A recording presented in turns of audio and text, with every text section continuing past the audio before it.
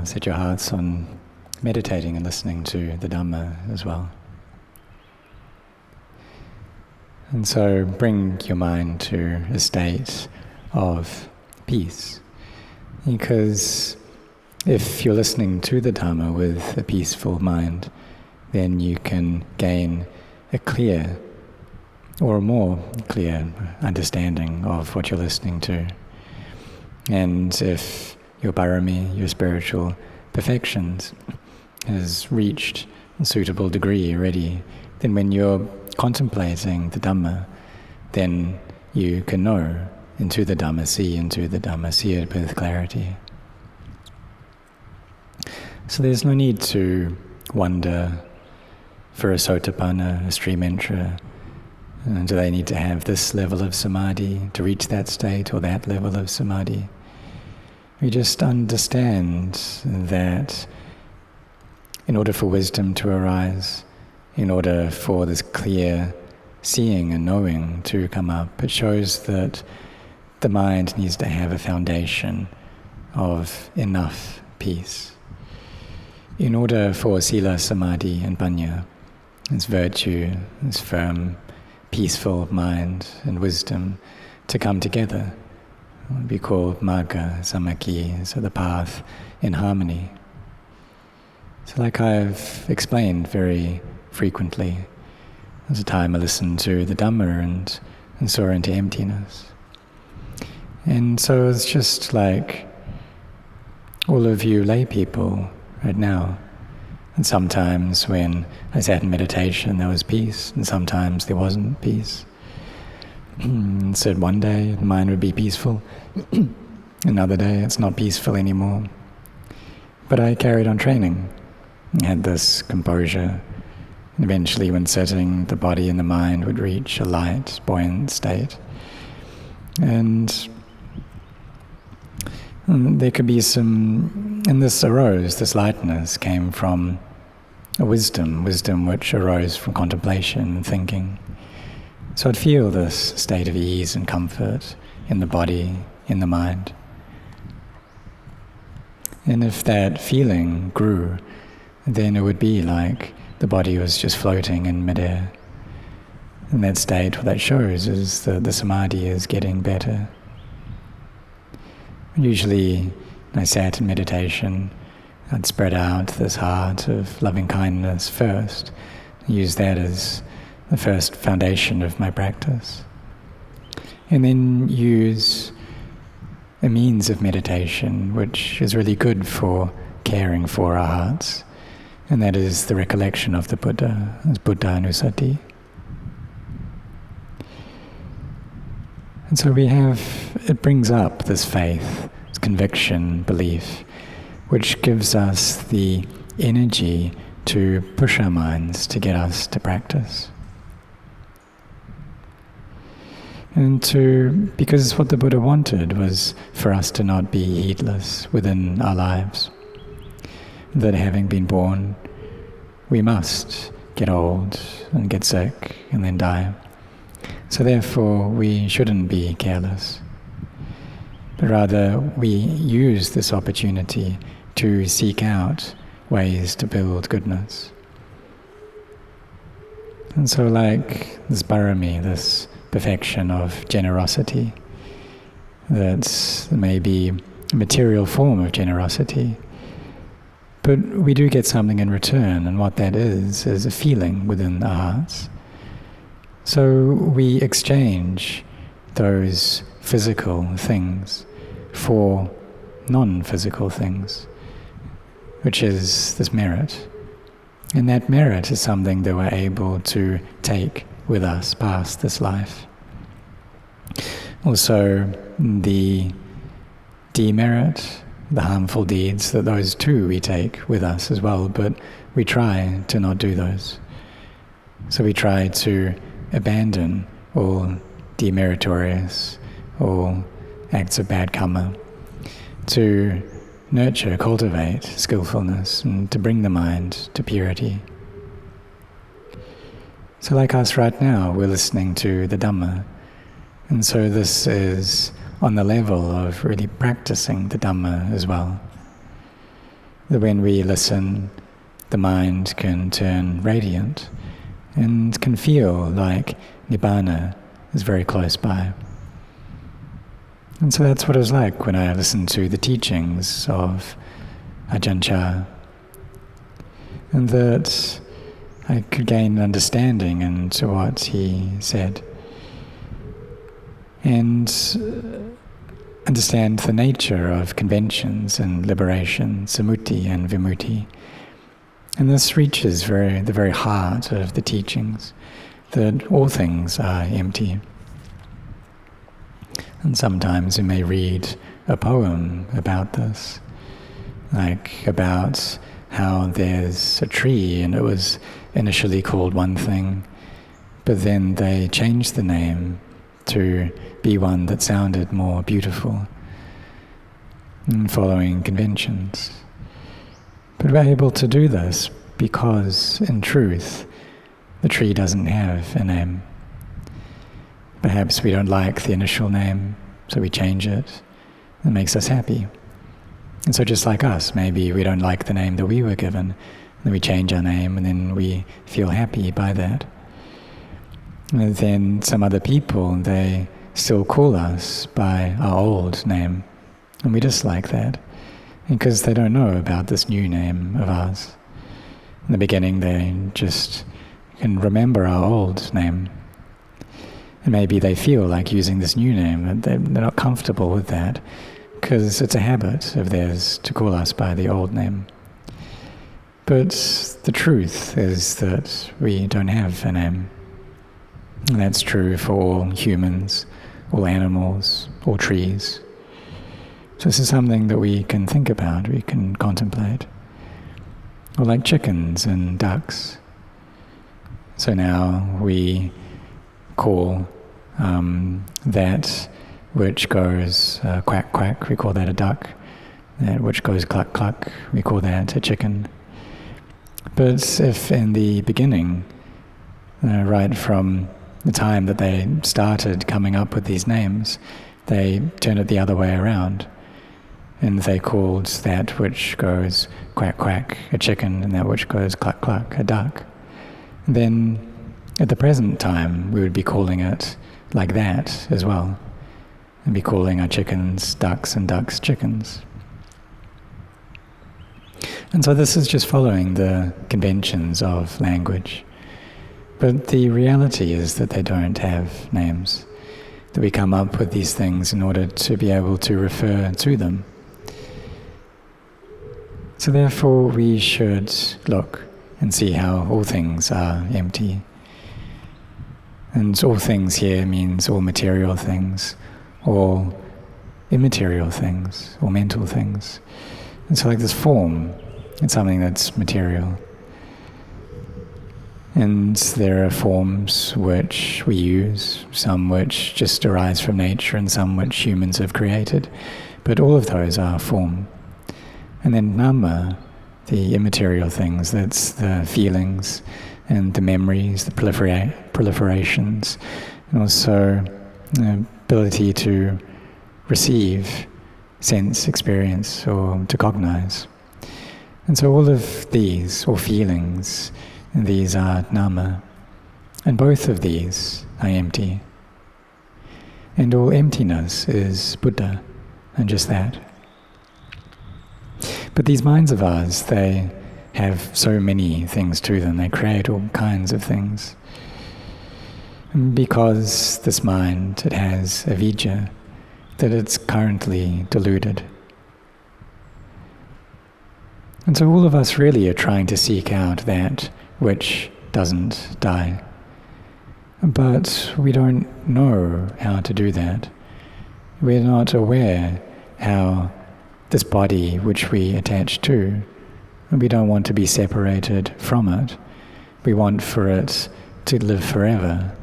But it's not possible for that to happen. But whenever we get things, then we want to keep those things.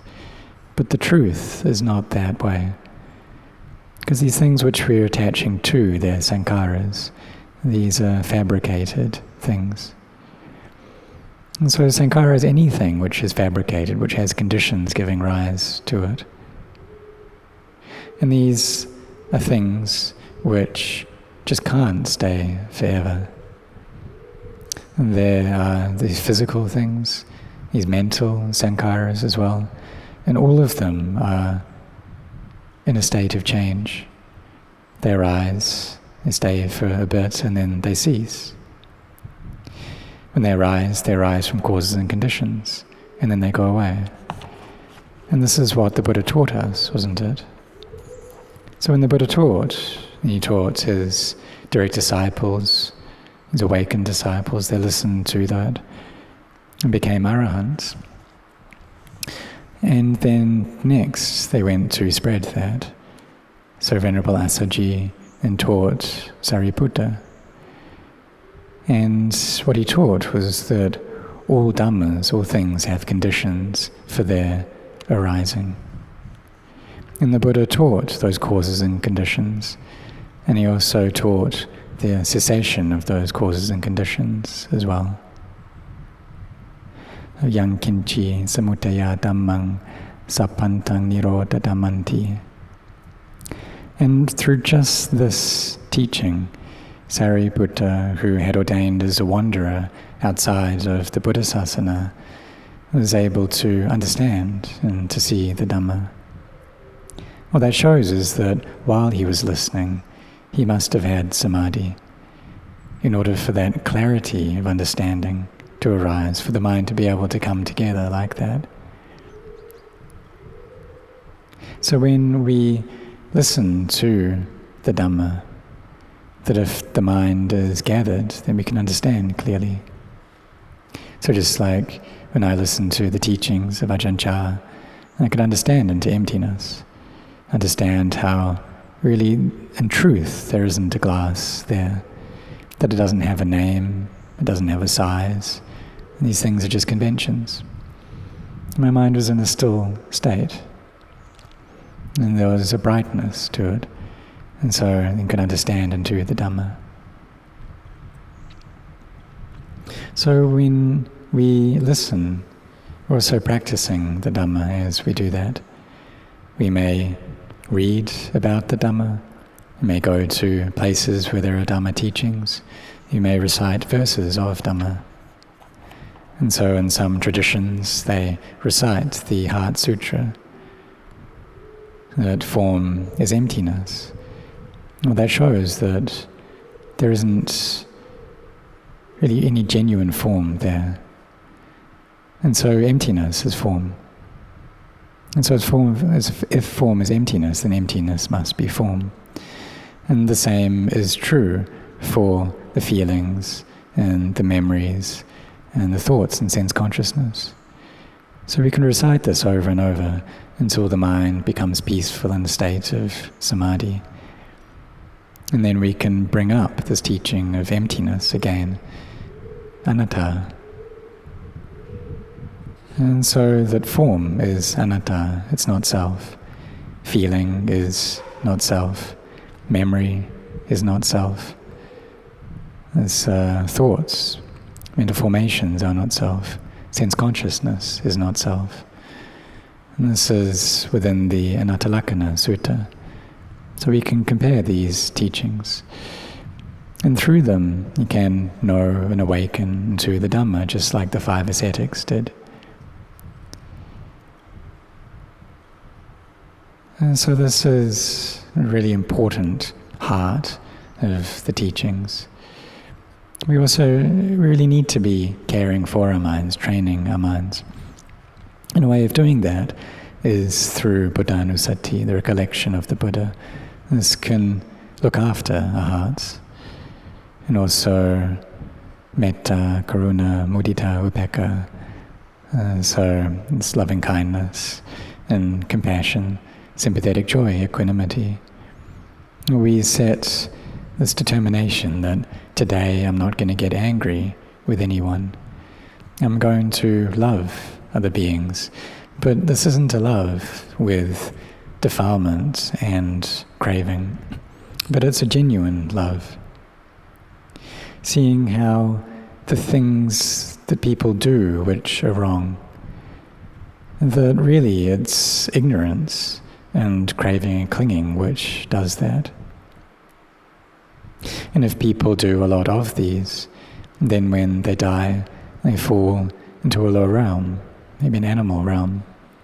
And that's because in the present moment, the mind is on the level of an animal. Because there's delusion there. There's this delusion there, there's a sense of self there, being, an individual, giving rise to me and you. So what we need then is a mind with wisdom. So like we go and seek out a tree in order to use that to build, that we need to seek out a tree that has heartwood to it. And then from that we're able to build, to make posts and planks and make a home. And so the heart is like this as well, that we need to look into it, we need to study, we need to see all the objects within the mind. And so we see how if we have cultivated kindness and compassion, sympathetic joy and equanimity, then when people do things that would, in order to make us angry, they're trying to make us angry, but we don't get angry. We don't go off into loving people or despising other people, but we maintain this kindness towards ourselves and to all beings. That if we can help out, then we do so, following the resources that we have. You can also give anumodana, and so rejoicing in the good deeds of others. And that some people, they do this, that when they see many people gathered together like this, meditating together, they say sadhu. They think the sadhu, sadhu in their mind, which means good, this is a good deed, a good action, well done. Or when offering food to the monks, and they see other people doing that, then they think, oh, this is really good, this is something that I rejoice in. This is something that the Sangha, the monastics, can do as well, when on alms round, and they can externally be composed and still, but within the mind, when receiving even just a spoon of rice, think to themselves, sadhu, sadhu, that I'm happy for the goodness that this person is creating. And so this is a way of us cultivating our minds as well. And some people do this.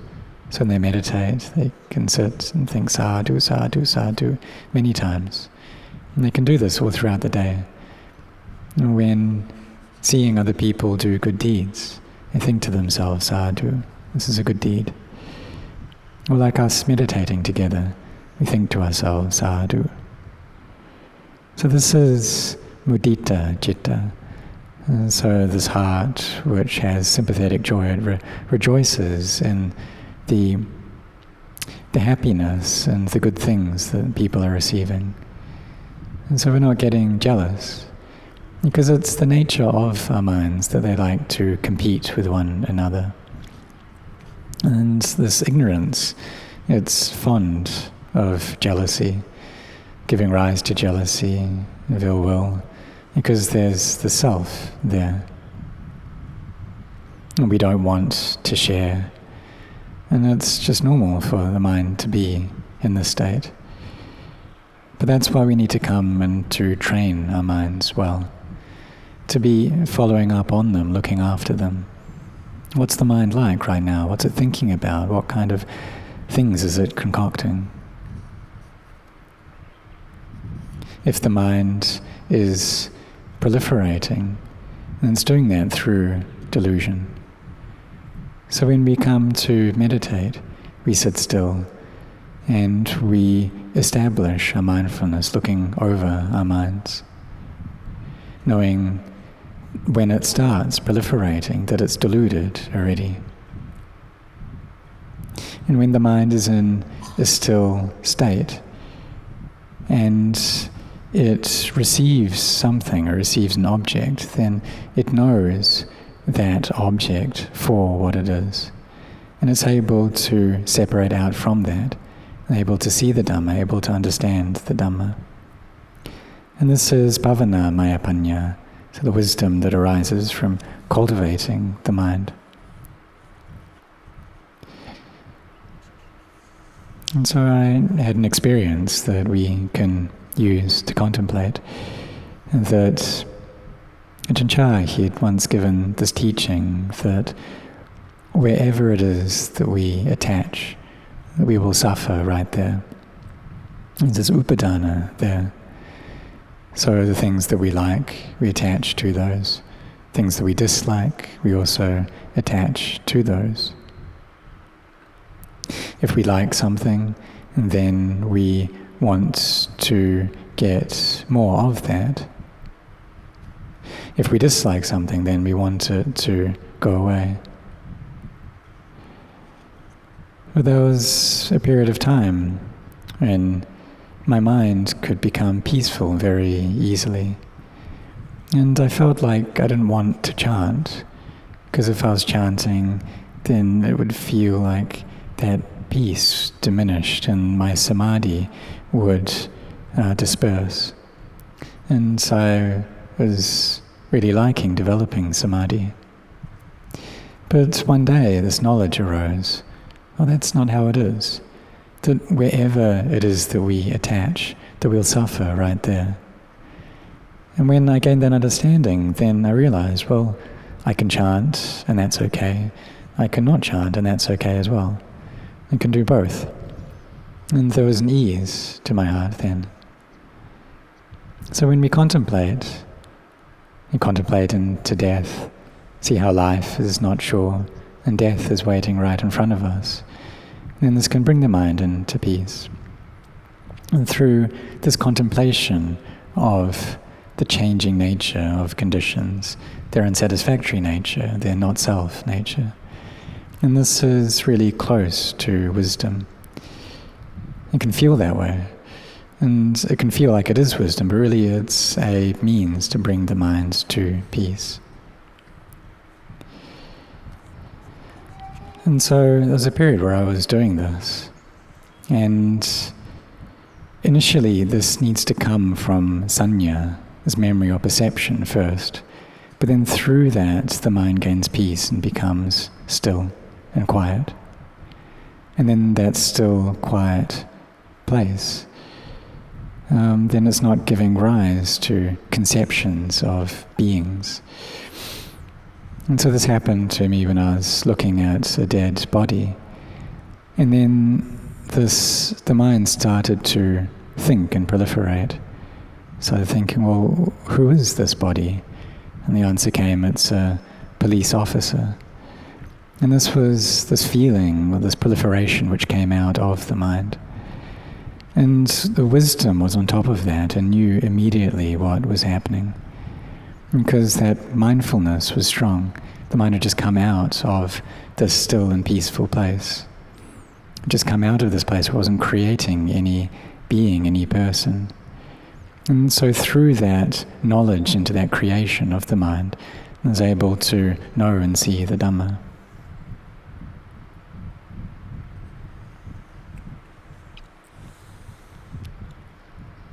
And so sometimes that it can just take looking at something, contemplating something. And it's like there's a great teacher, and as he was walking along, he saw this rice paddy, and he contemplated the rice crops, and he saw how they grow up and then they produce these rice seeds, and then when those fall, then that's a seed for another crop to come up. And so he contemplated, and it's like how there's this seed of avijja, of ignorance, which makes us get born into this world. And then when we're born, then these defilements come up over and over again. And just through that, he was able to attain arahantship. There was, at the time of the Buddha, a bhikkhuni Patachara, and she was washing her feet. And then as she was pouring the water, and the water disappeared into the stones and the sand, then she could see how life is something which isn't sure. Because that's something that she had known already. And seen how the things that we love, even those have to die, to be separated from us. But then as she was washing her feet, she understood this really clearly, distinctly, that our lives are like this. As that water disappeared, she could see how life is not sure, but death is something that's sure. And then she could attain through the various levels of awakening, and from Sotapanna, from stream entry, to Sakadagami, as once returner, Anagami, non-returner, and Arahant, as full awakening. And because her Bharami, her Samadhi, her wisdom had reached a full level already. So for us, no matter what posture we're in, whether we're standing, we're walking, we're sitting, lying down, we should be cultivating our minds, looking after our minds, protecting our minds. And as we do that, then one day an understanding will arise. And we should be on top of the mind's proliferations as well. When it starts doing that, then we ask ourselves, is this going to trick me? And we know that this is just about to trick us. That whenever we meet with any aramanas, there's any impression which appears for our minds, that we don't follow that. If we can do that, what that shows is that we have this one who knows, caring for our hearts. And just like a child that has a caretaker, it has its parents. And because it has a caretaker, it doesn't die, it doesn't get into accidents and get itself disabled. But if it doesn't have that, then it's a destitute child, an orphan. And so we need to be training our minds, caring for our minds. It's like when we listen to the Dhamma, we should be meditating as well. To be sitting, cultivating our minds while we listen to the Dhamma, and then an understanding can arise.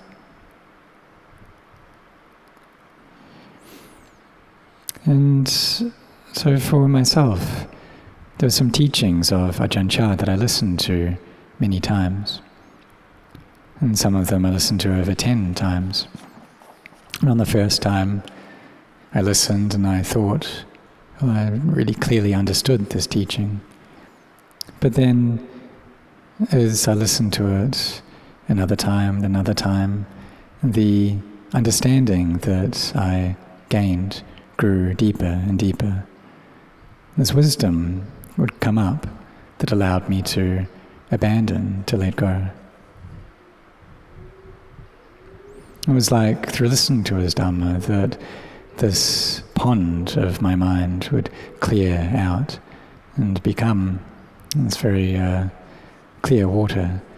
It was like Nibbana was close by, because there was peace in the mind. And the mind wasn't stirred up, because the things which would make it stirred up weren't present. So in that state, then we can see into the Dhamma. And so may you set your hearts on listening to these Dhamma talks. And perhaps for some of you, when I'm speaking in Thai, you don't understand what I'm saying. And then if that's the case, then just sit and cultivate samadhi instead. And perhaps some of you can understand Thai. And so when you listen to the Thai, you listen to that, understand. And then when you listen to the English, then you can sit in meditation. But while we're listening to the language that you understand, then we carry on contemplating as we're listening to it. And we don't understand, then we just bring our minds back to samadhi. There's no need to think or worry about what language it is, whether I understand it or not. No need to get agitated. But just cultivate your samadhi first. And so may you set your heart on this.